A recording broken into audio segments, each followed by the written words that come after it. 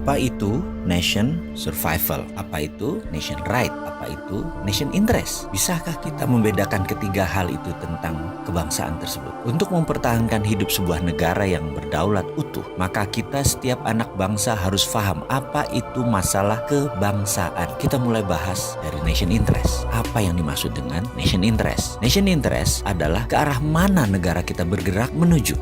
Sebentar, kita ini jangan-jangan ditanya nation itu apa, state itu apa, atau dalam bahasa Indonesia bangsa itu apa, negara itu apa, nggak ngerti ngebedainnya. Betul ya? Masih bingung? Kita bahas lebih dalam. Bangsa Indonesia itu jadi lebih dulu dari negara Indonesia. Bangsa Indonesia itu jadi lebih dahulu ketika Sumpah Pemuda tahun 1928 dengan mengatakan berbangsa satu, bangsa Indonesia. Maka sejak saat itu jadilah bangsa Indonesia. Sementara negaranya, negara Indonesia baru jadi setelah 17 Agustus 1945.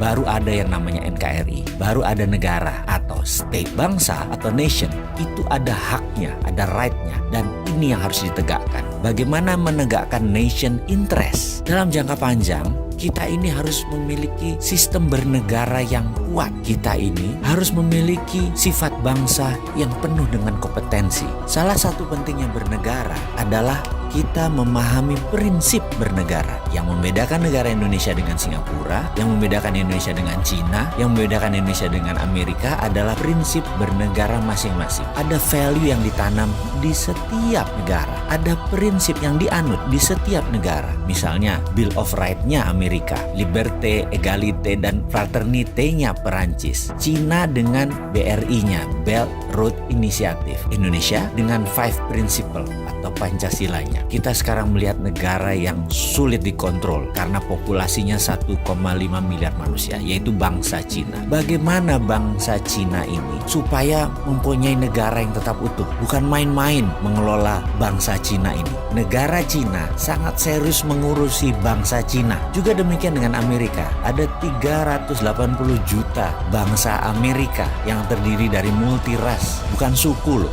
ras dan etnik. Ada 100 kali. Amerika adalah negara imigran. Indonesia rasnya sedikit. Ada Melanesia, Polinesia, dan Melayu. Jadi suku bangsanya kita banyak. Dan yang unik adalah 89% beragama Muslim. Sehingga Indonesia bisa dikatakan dengan 267 juta jiwa, 89%-nya adalah Muslim. Indonesia adalah negara Muslim terbesar di dunia. Jadi bagaimana membuat negara kita ini utuh terus sampai akhir zaman? Saya teringat sebuah sesi dikala saya masih aktif di sebuah lembaga negara urusan pertahanan. Kami diperlihatkan, ditontonkan film dokumenter yang sangat menarik. Film ini adalah bagaimana Cina membangun doktrin bernegara masuk ke bawah sadar anak-anak bangsa Cina. Diperlihatkan melalui kamera CCTV di video tersebut di sebuah tempat penitipan anak. Karena kala itu banyak sekali suami istri yang bekerja di Cina dan anak semata wayangnya dititipkan di tempat penitipan anak milik negara. Anak itu usianya berkisar 3-5 tahunan. Ketika mereka habis makan siang, mereka pun tidur siang secara bersama-sama. Kira-kira jam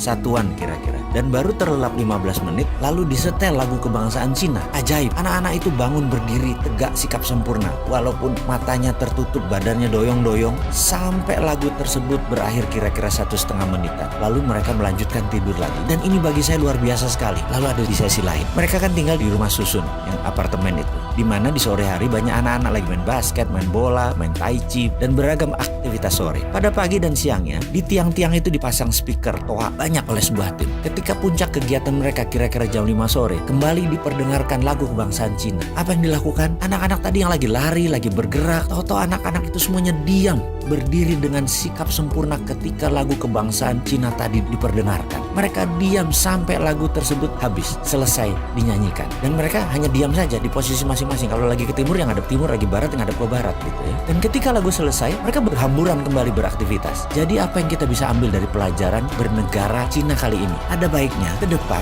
lagu Indonesia Raya yang dinyanyikan adalah stansa 2 atau 3 stansa sekaligus. Lalu setiap anak bangsa mendengar lagu Indonesia Raya dinyanyikan, berdiri sikap sempurna, tidak goyang, tegak gagah sampai lagu itu selesai. Inilah strategi survival of the nation. Keberlangsungan kehidupan berbangsa dan bernegara adalah perjuangan jangka panjang. Membentuk karakter ini kita harus membangun dengan semangat yang gigih militan, yaitu diawali dengan sikap sempurna mendengarkan lagu Indonesia Raya.